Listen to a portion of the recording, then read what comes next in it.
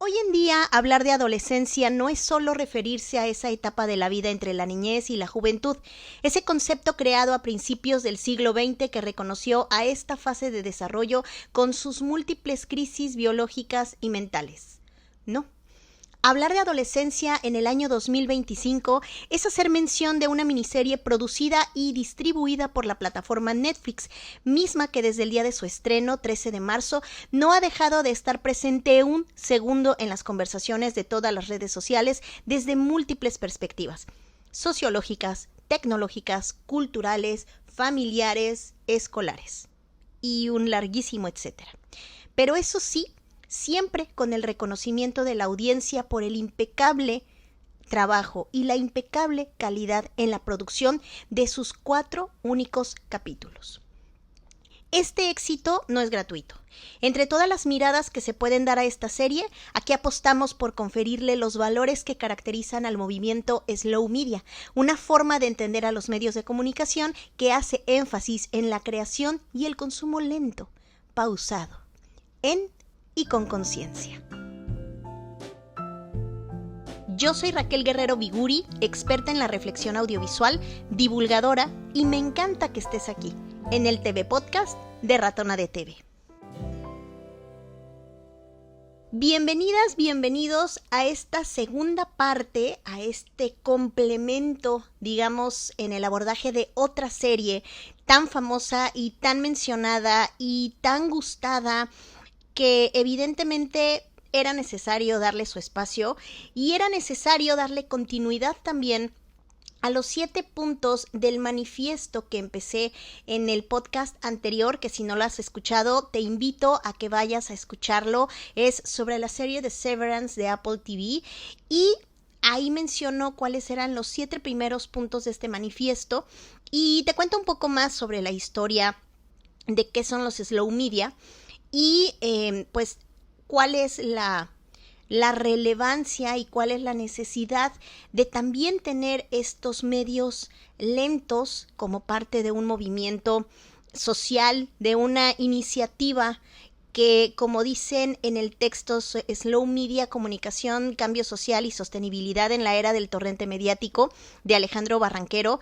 le llama que esto es una iniciativa de una vida más simple, que pues es como el ideal de hacer las cosas como más sencillas, más modestas, más pausadas y al servicio de la realización personal, al encuentro con el otro y al equilibrio ecológico. Esto hablando como del movimiento slow desde sus más amplias bases, digamos, ¿no? A lo que apela, que tiene que ver, sí, con un movimiento de comida, pero también tiene que ver con muchas otras formas y muchas otras, pues muchas áreas de la vida social y cultural en las que estamos, que bueno, pues han adaptado y adoptado este concepto para irnos precisamente, no exactamente como a la lentitud, aunque la referencia iconográfica sea un caracolito, que sabemos que bueno, pues eso es lo que de inmediatamente el caracolito nos remite a lo lento. Sin embargo, y lo dice aquí el autor y me parece muy interesante la mención, no es que se trate propiamente de que aquí lo que se premia o lo que se pone en la perspectiva es la lentitud. Y no es así, no es que el movimiento sea slow solo porque nos gusta lo lento, sino más bien, y me encanta como dice aquí, es el derecho a controlar los ritmos de la vida de manera que podamos ser autónomos. Es decir, que con esto se pueda decidir qué celeridad conviene a un determinado contexto más allá de la lógica de la eficiencia temporal. Y voy a leer aquí, textual, dice: lo slow es en este sentido una filosofía de la mesura y tiempo justo que alienta a saborear las experiencias de la vida y reconectarnos con nuestro entorno al tiempo que reducimos el impacto ambiental de nuestras acciones. El ideario slow se complementa, sigue el texto, con un conjunto de valores interrelacionados que pues han estado de manifiesto en lo que he ido leyendo respecto a estos 7 primeros puntos que una vez que el movimiento llega a los medios de comunicación en Alemania, entre la década de los 2000, 2010 y 2020, digamos, en ese inter, el término se acuña a los medios de comunicación, se adapta y se adopta a los medios de comunicación, y esta manera de entender ahora, esta forma de lo slow, es a través de pensar que la comunicación, ya sea en sus diferentes expresiones, en sus diferentes soportes, en sus diferentes géneros, formatos, valores y prácticas profesionales, pasan, digamos, se ven no precisamente como estos que están abocados a lo que es breve y fragmentado y simplificado y descontextualizado, sino que al contrario, esto supone que todo pueda ser alejado a esto que también el autor le llama la opulencia comunicacional, que también retoma de otro par de autores, y que en este caso el patrón de producción y consumo en este contexto pues se da irreflexivo y que como que lo hacemos automático, como que vamos por la vida como robots consumiendo y sin ver y sin reflexionar y solamente viendo las series rapidísimo y en este tipo de consumos donde todo es como efímero, como que la idea solo es ver el estreno de moda, ver lo que nos ofrecen, estar en las conversaciones, por supuesto, porque eso es como muy, muy importante, no perdernos lo que está de moda. Y pues como bien apunta aquí, el movimiento de lo slow apuesta por recuperar el tiempo humano frente al tiempo mediado y acelerado de las tecnologías informacionales en un viraje que facilitaría la reconciliación con las experiencias del tiempo subjetivo, social y natural. Y por eso es que me parece tan importante y me pareció tan lógico que hablar de adolescencia, esta serie que espero que ya la hayas visto, si no la has visto, te invito a que la veas, que además tiene como cosas muy sorprendentes. Lo primero es que es parte de la oferta de la plataforma de Netflix, es una producción propia de Netflix, lo cual a mí me produce mucha sorpresa porque Netflix de pronto se caracteriza por cada vez más tener este tipo de producción industrial, de producción que solamente esté alimentando esta sensación de que tenemos estrenos todo el tiempo, ¿no? De hecho, he escuchado en varias ocasiones que una de las directivas de Netflix, no me acuerdo el nombre y no lo tengo aquí presente, pero ahorita se me vino a la mente, hablan precisamente y hacen la relación de que ellos hacen contenidos como si fueran hamburguesas. Y esta es una declaración que hizo Bela Bajaria, directora global de la división de televisión de Netflix, al hacer mención que la serie ideal de Netflix es una hamburguesa gourmet y es así como están manejando su estrategia internacional.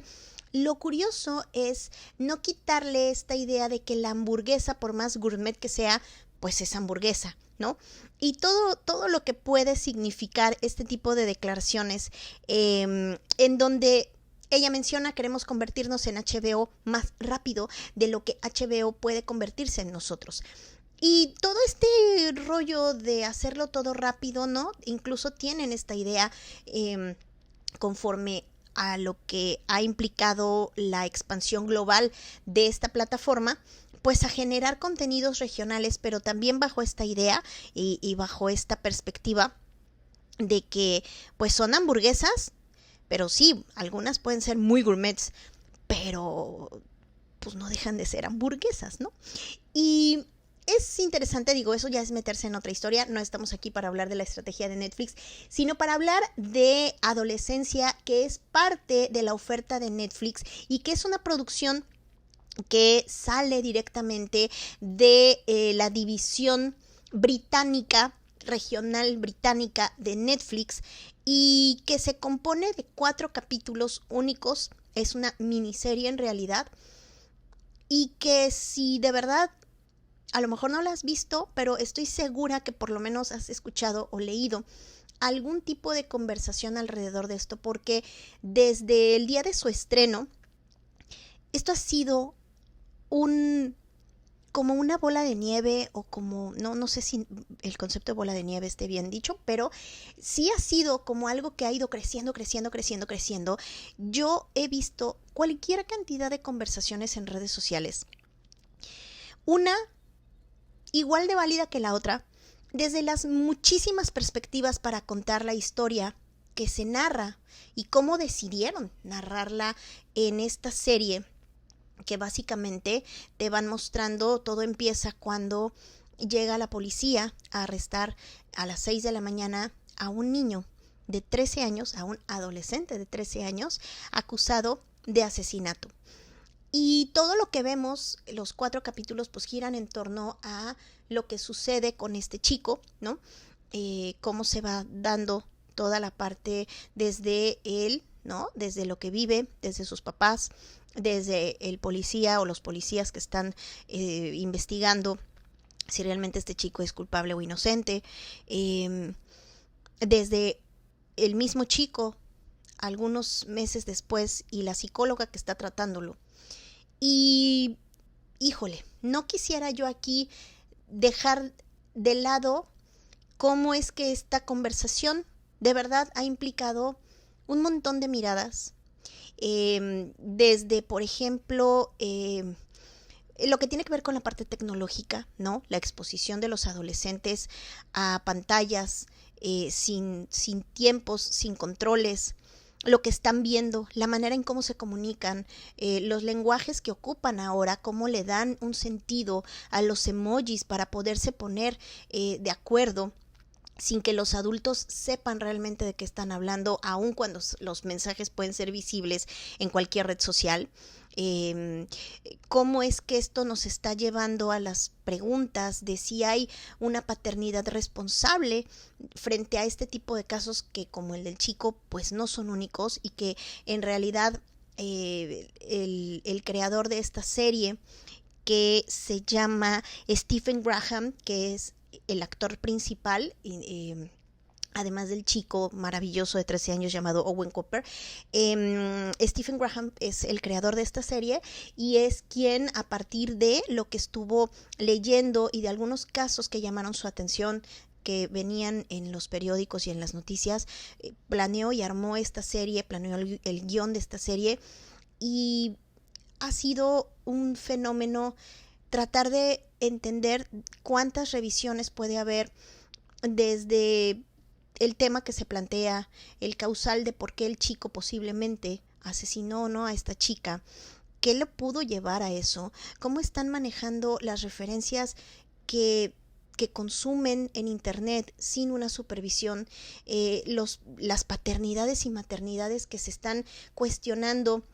si lo han hecho bien, si esta manera que tienen las paternidades de esta generación, donde quizás los límites no han sido muy claros y nos rebasa a los padres y madres de esta generación, la manera de situar a los chicos, aunque crean o creamos que están seguros porque están en el cuarto de junto. Y hay muchas cosas. Yo les recomiendo particularmente a mi querido colega Carlos Lara, de la Tribu del Pulgar, porque él hace una revisión de muchas de estas cosas desde los padecimientos digitales, y es un acierto. Por favor, síganlo en la Tribu del Pulgar. Y creo que independientemente de todas estas formas de entenderlo, que también tocan muchísimo, y también algo que ha llamado muchísimo la atención es la propuesta visual y la puesta en escena de estos 4 capítulos, porque mucha gente está conociendo, y eso pues es bastante gozoso, que parte del gran fenómeno de esta serie implica que la gente ha puesto atención y ha aprendido mucho más sobre cómo se crean y se producen este tipo de series bajo la perspectiva de algo que se llama plano secuencia. El plano secuencia es una toma que no tiene cortes, que hay gente que dice que sí han cachado los cortes.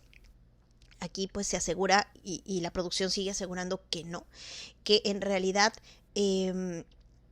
las tomas se hicieron de corrido y se hicieron muchísimas tomas hasta que llegara como la ideal. Y esto quiere decir que la cámara nos enseña desde el primer minuto hasta el último minuto, sin cortes, lo que ocurre en una situación. Lo cual es increíblemente hermoso en términos cinematográficos, en términos de propuesta visual, en términos de narrativa. Es increíblemente sorprendente lo que implica la coreografía que hay alrededor de esto. Tan solo aquí leyendo algunos datos al respecto, el primer capítulo se rodó 11 veces, el tercer capítulo se rodó 11 veces, que además el tercer capítulo es una maravilla.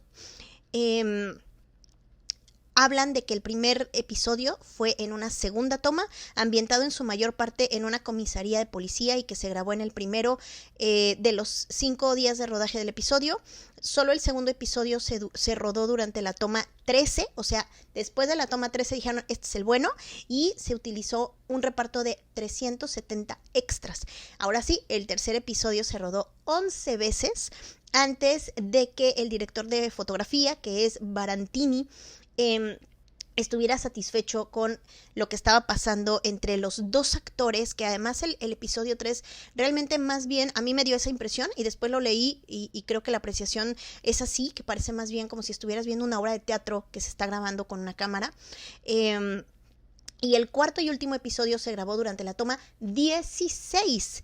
Al igual que los episodios 2 y 3, el episodio final se rodó el último día de rodaje. El plan original del servicio de streaming era rodar cada episodio completo 10 veces, pero hubo que abandonar algunos intentos, por lo que algunos episodios tuvieron más de 10 tomas. Entonces esto es como si de verdad fuera una obra de teatro que estuviera grabándose, pero todo coreografiado para que todo pudiera estar en el lente, para que todo pudiera estar encuadrado, para que todo obedeciera a las necesidades de la narrativa y de la visión del fotógrafo. Y por todo esto que te estoy contando, creo prudente que en esta idea de los slow media, de regresar a lo básico, de tener como un concepto más simple, que además una de las máximas que hay en todo el quehacer audiovisual, en todo el quehacer en general de los medios de comunicación, es que, y yo creo que en general, es que lo simple, o sea, el que tú sientas que algo es simple o fue simple, realmente requiere de un trabajo y de una precisión tremenda. Y por eso es que me encantó la idea de dividir el manifiesto de los slow media y de traer en esta ocasión, a propósito de adolescencia, los 7 siguientes puntos, son 14 en total. Hablamos de 7 con Severance y ahorita vamos a hablar de los otros 7 en relación a esto que te estoy contando, que además me encanta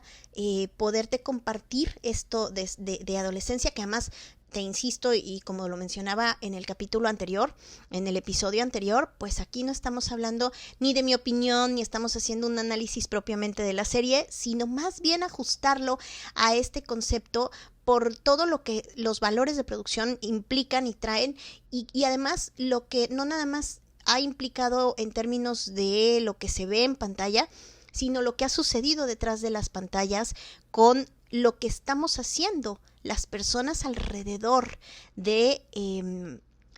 adolescencia y de las conversaciones que seguimos generando y de lo mucho que seguimos rascándole a esta serie, que son 4 capítulos, 4, y seguimos rascándole y yo creo que le seguiremos por un buen tiempo. Entonces, retomemos desde el punto 8 del manifiesto de Slow Media, que dice: los Slow Media respetan a sus usuarios. Los medios de comunicación lentos abordan a sus usuarios de forma consciente y amigable, sabiendo del elevado grado de complejidad y de ironía que los caracteriza. Los slow media no miran por encima del hombro a sus usuarios, ni tampoco se acercan a ellos de forma sumisa. Y creo que vale mucho la pena aquí mencionar algunas de las declaraciones que ha hecho el creador de esta serie, que platica desde cuántas posibilidades tuvo para poder abordar esta serie hasta llegar a la real manera en la cual abordó esta serie. Y entonces te decía, pudo haber sido esto un pleito de banda 1 contra banda 2 en una universidad, en una escuela, o sea, en una secundaria. Esto pudo haber sido diferente, pero lo fue llevando a lo más íntimo y de alguna manera la propuesta tenía que ver, y también por lo que he leído, estuvo pensada en cómo la iba a recibir la gente y cuál iba a ser la efectividad del mensaje. Y creo que desde esa perspectiva resulta todavía más interesante llevarla a los términos de este punto número 8, porque antes de que otra cosa hay propuestas audiovisuales como esta que respetan a sus usuarios. Y ojo, estoy hablando de slow media no desde la plataforma de Netflix, sino desde la producción de la serie en general.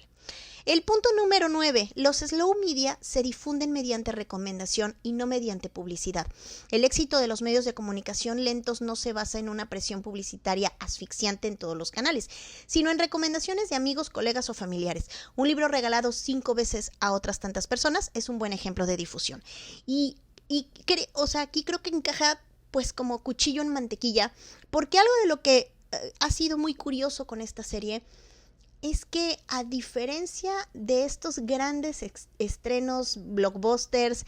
que normalmente tiene Netflix, que hacen campañas publicitarias y gastan un chorro de dinero, que de manera regional se llevan a los artistas a que hagan entrevistas, a que estén hablando español si son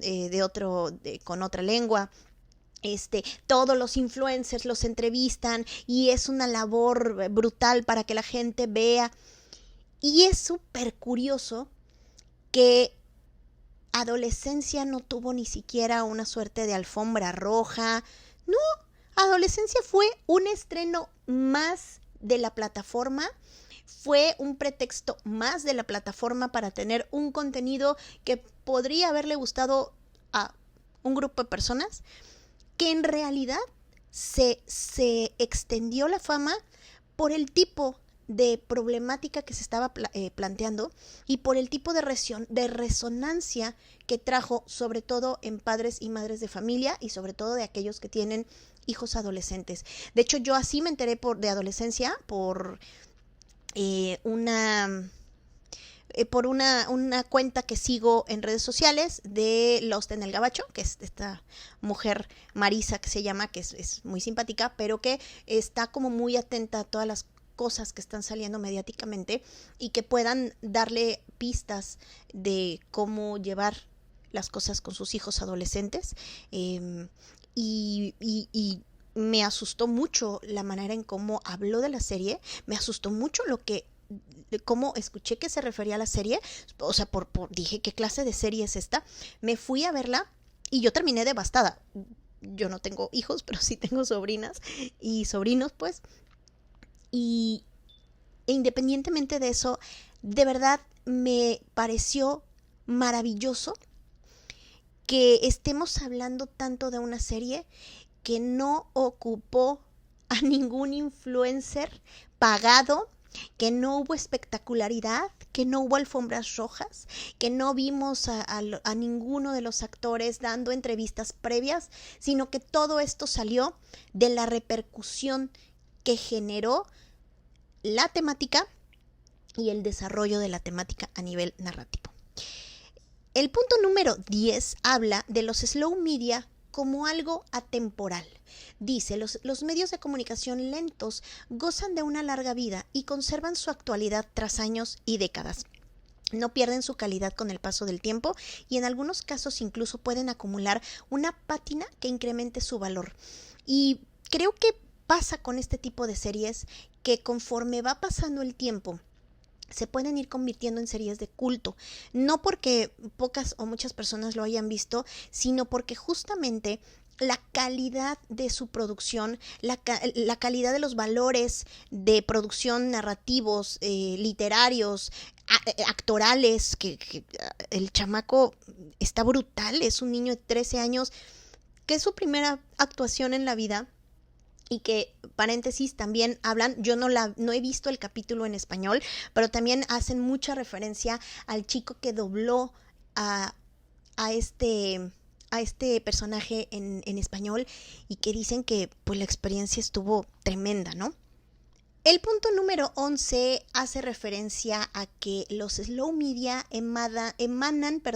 una aureola especial. Generan la sensación de que el recurso mediático pertenece a un momento preciso de la vida del usuario, pese a ser producidos de forma masiva o estar parcialmente basados en medios industriales de producción que... Caray, esto es Netflix, o sea, la calidad de Netflix hace mucho tiempo que deja mucho que desear, salvo joyas como estas.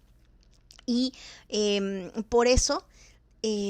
suscitan el hecho de ser únicos y apuntan más allá de sí mismos, y creo que con esto lo digo todo. Creo que todas las... Entre por favor a las redes sociales y ponga así Adolescencia a la serie, y de verdad es que es tremendamente sorprendente la cantidad de conversaciones, desde donde la gente está tomando referencias para hablar de esto, y cómo creo que todas y todos estamos esperando que sea reconocida en las próximas entregas de premios que haya a lo mejor del 2025. Tiene que estar sí o sí, tiene que tener un reconocimiento más allá de lo que ya las audiencias han hecho. Y además de todo, es interesantísimo ver cuántas semanas ha estado esta serie en los primeros lugares de la plataforma de Netflix en distintos lugares del mundo, ¿no? O sea, el éxito no solamente tiene que ver con México, el éxito ha sido de verdad brutal en muchísimos países. El punto número 12 hace referencia a los slow media como progresistas y no reaccionarios. Los medios de comunicación lentos se basan en los desarrollos tecnológicos y en la manera de vivir de la sociedad red. Ojo, no es casualidad que estemos hablando de una serie que aborda una problemática muy particular de algo y de una personalidad que se corrompe a partir de sus interacciones en internet, con cuentas de redes sociales, con mensajes de influencers que de alguna manera están siendo interpretados y reinterpretados por adolescentes de maneras tan brutales que pueden incluso llevar a un adolescente a ser acusado de asesinato, ¿no? Entonces, precisamente hablar de este tema tenía que ser abordado no desde un punto de reacción, sino de un planteamiento, como se ha mostrado, como se muestra en los 4 capítulos, que habla justamente, hace referencia a este punto en particular. Y sigo mencionando, precisamente a causa de la aceleración en múltiples ámbitos de la vida, las islas de lentitud son posibles e incluso esenciales para la supervivencia. Sin embargo, los slow media no buscan ejercer de contrapeso a la velocidad y simultaneidad de Twitter, blogs o redes sociales, sino una actitud y una manera de usarlos. Y aquí es muy curioso, estamos hablando de una serie que hace referencia a lo que pasa en redes y que también la conversación la está llevando en las redes sociales. Entonces no significa que uno se horrorice o que digas nunca vuelvo a usar la red o nunca vuelvo a meterme a Instagram, sino, y aquí es lo interesante, esto apela no a la reacción así brutal, nunca más, ni mis hijos jamás volverán a meterse a esto, sino más bien cuál es la propuesta de ser un contrapeso aún inserta en el marco de la vida en internet, de la vida en redes sociales, y que incluso está generando que, como parte de uno de los puntos que se mencionaron en el episodio anterior, invita a la gente a la desconexión o más bien a la profundidad a la hora de consumir este producto. Y eso implica también, como parte de esta forma de entender que todo se da en la sociedad red, como le llaman, y cómo vivimos dentro de ella. Bueno, esto también implica no los consumos rápidos y que no son reflexionados y que no están contextualizados, sino por el contrario. Y de aquí estamos hablando de una serie que gracias a esta base, a esta decisión de los creativos de que todo se diera en esta toma, en esta única toma llamada plano secuencia, está maravilloso porque narrativamente lo que logran es hermoso. Está en la cola, perdón, porque no hay un minuto de descanso durante el tiempo que estás viendo el capítulo. O sea, llega un momento en el que los cortes de pronto te marcan ciertas pausitas para que tomes aire y digas, ok, voy con lo que sigue, ¿no? Lleva cierto ritmo. Aquí el ritmo es el que te marca como si tú estuvieras pasando el minuto a minuto con los personajes. Tú ves el minuto a minuto de lo que pasa con este chico cuando a las 6:30 de la mañana entra la policía, se lo llevan a la comisaría y todo lo que pasa alrededor es el minuto a minuto, porque ese es digamos, la convención en la que te invitan a que entres, y eso implica que tienes que poner sí o sí tus 5 sentidos en lo que estás viendo, porque todo lo que hay alrededor de eso está puesto ahí por algo y funciona y es parte de la coreografía y no te lo quieres perder en ninguno de los capítulos. Obvio, insisto, pensando en el capítulo 3, que te deja hecho una piltrafa, pero está brutal y está tremendamente bien actuado. Vamos ya en los últimos 2 puntos. El número 13 dice así: los slow media se basan en la calidad, tanto en la producción como en la recepción de contenidos. El trabajo artesanal en los estudios culturales, como por ejemplo la crítica, la clasificación y evaluación de las fuentes de información, va ganando importancia con la creciente disponibilidad de la información. Y esta parte, o sea, sí o sí encaja en lo que está pasando con el fenómeno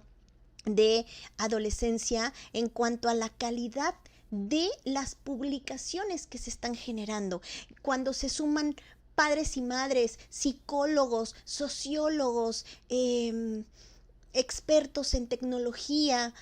hay tantas voces y están sacando conversaciones tan relevantes, tan importantes, es decir, se está poniendo sobre la mesa una cantidad de temáticas tan necesarias de abordar, no solamente, digámoslo así, en el ámbito de lo que sucede en redes sociales, sino que una de las cosas que a mí me llamó muchísimo la atención es estar leyendo. A mí, por alguna razón, formación o deformación, me encanta estar leyendo los comentarios, aunque hago muchos corajes, de varias publicaciones, y algo que me llamó mucho la atención, porque lo leí en muchas publicaciones, fue cómo la serie propició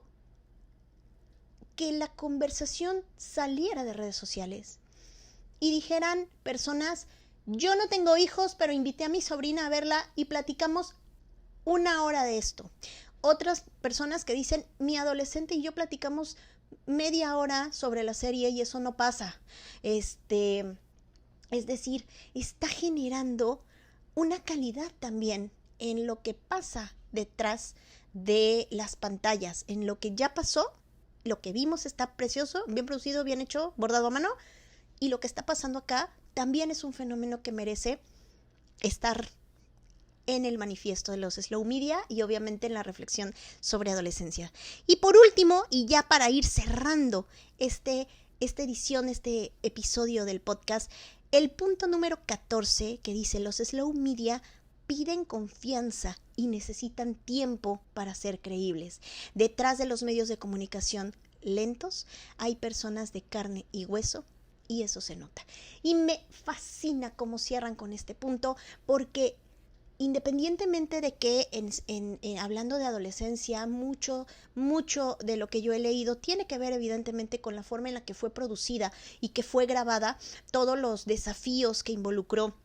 la grabación así a una sola toma, y sobre todo cuando de repente, como en el capítulo 2, pasas de todo lo que sucede dentro de una escuela y de repente hay un dron, o sea, se nota que la cámara está en un dron y viaja y se desplaza a otro lugar. Y yo realmente pensé viendo que todas las tomas habían sido grabadas y manipuladas con un dron. Cuando ves el detrás de cámaras, que ha sido también muy enriquecedor toda esta parte del detrás de cámaras, porque nos ayudan a entender cómo funcionan los medios y es parte vital de la alfabetización mediática, es maravilloso que te das cuenta que no, que sí había los camarógrafos, que sí estaban, bueno, no sé si camarógrafos propiamente, pero sí los que estaban manipulando la cámara, y cómo es que en algún momento montan la cámara en el dron sin que tú te des cuenta, por supuesto, porque tienen estabilizadores y un montón de tecnología que lo permita. El dron vuela, cómo lo reciben. Es decir, la gente, el dron no está solo, es que hay gente que está poniendo ahí su sentido, su esencia, entender que la riqueza de un error que se menciona mucho, que pasó en el capítulo 3, que es el chico, el acusado, Jamie, con su psicóloga, y de repente el chico en unas entrevistas ha dicho que estaba ya exhausto porque eran varias tomas, entonces el chico ya estaba con mucho sueño, entonces durante la toma el chico bosteza y para no romper la toma, la psicóloga sale del guión